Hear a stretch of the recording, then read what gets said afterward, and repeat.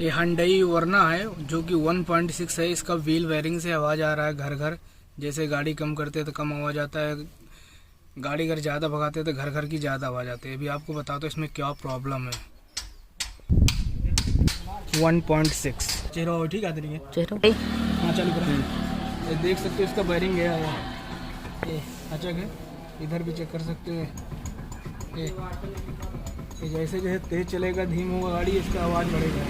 इसके wheel wiring हमको change करना पड़ेगा।